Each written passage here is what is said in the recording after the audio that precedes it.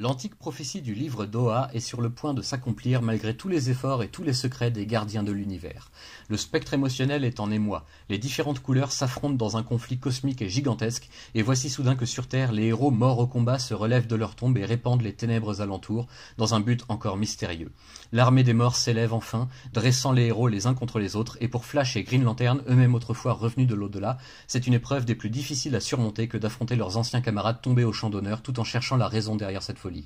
Les gardiens sont impuissants face à l'horreur et la montée du noir, l'émotion mortelle à laquelle rien ni personne n'échappe. Héros et ennemis d'autrefois à la faveur du spectre émotionnel mettent de côté leurs différends et s'unissent contre les envahisseurs, tâchant de trouver une tactique qui fonctionnerait pour éliminer l'adversaire avant de rejoindre ses rangs.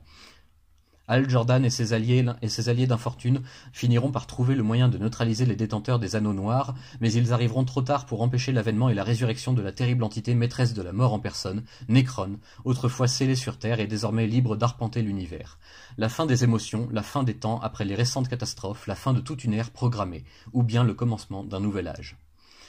Je sais que cette saga est sortie chez nous en 2013 dans le catalogue d'Urban, je l'ai acheté en intégralité à l'époque, mais je ne la lis que maintenant puisque je viens seulement de terminer le run de Geoff Johns présente Green Lantern, ce qui m'autorise enfin à relier les wagons. C'est ici principalement une aventure de Green Lantern, la continuité parfaite de ce que Geoff Johns avait installé durant son run avec les différentes couleurs du spectre émotionnel, et viennent s'y mêler certains héros de la Terre et surtout certains morts récents de Final Crisis, encore inédits chez nous.